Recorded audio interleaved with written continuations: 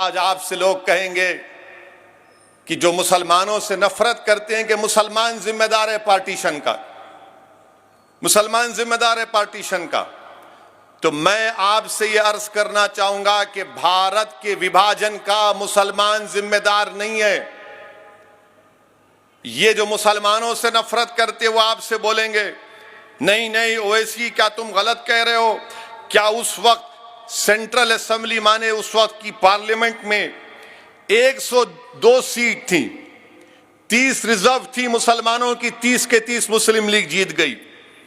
तो बोलेंगे ओवैसी झूठ बोल रहा। मगर आपको ये हरगिज नहीं बोलेंगे कि 1945 और 46 में जो इलेक्शन हुआ था उसमें वोट डालने का हक सबको नहीं था।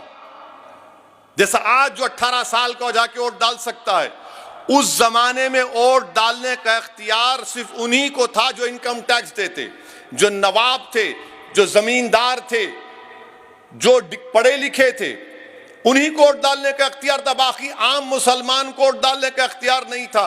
तो ये मुसलमानों से नफरत करने वाले आधी सच्चाई को बयान करते, आधी सच्चाई को बयान करते। मिसाल के तौर पर उस वक्त के बिहार में जब ये इलेक्शन हुआ तो सिर्फ 7% 7% लोग वोट डाले और बोलते मुसलमान पार्टीशन का जिम्मेदार है। हम जिम्मेदार नहीं है पार्टीशन के। जिनको पाकिस्तान से मोहब्बत थी वो पाकिस्तान भाग गए, जिनको भारत से मोहब्बत थी वो आज भी हैं और कल भी रहेंगे और सुबह क़यामत तक रहेंगे इंशाअल्लाह ताला।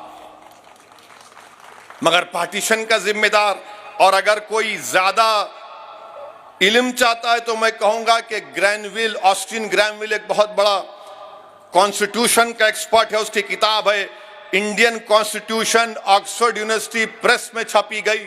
सफ़े नंबर 12 और 13 पढ़ लो, जो मैं कह रहा हूं सच है या झूठ मालूम हो जाएगा। अब जिसके पास डिग्री नहीं है वो नहीं पढ़ सकता, आपको मालूम। जो एंटायर पॉलिटिकल साइंस की डिग्री है वो तो नहीं पढ़ेंगे। तो ग्रैनविल ऑस्टिन की किताब है, आप पढ़ लीजिए। और 1935 का कानून है, 6 शेड्यूल, पार्टीशन का जिम्मेदार मुसलमान है। अब देखो 15 अगस्त 7 ही शुरू हुआ था, टीवी पर कोई बोलता अरे भारत का विभाजन हुआ, भारत का विभाजन जिम्मेदार मुसलमान नहीं है। अच्छा, दूसरी तारीख आपके सामने बयान कर रहा हूं कि जब कांग्रेस ने मंजूर किया भारत के विभाजन को, पार्टीशन को, तो कांग्रेस के उस इजलास में उस पार्टीशन के प्लान को किसने पेश किया? उनका नाम जीबी पंत था। पार्टीशन के प्लान को पेश किया और फिर उसको सेकंड किसने किया? मौलाना आजाद ने। उसकी मुखालिफत कौन किया? मौलाना हिफ्जुर रहमान ने।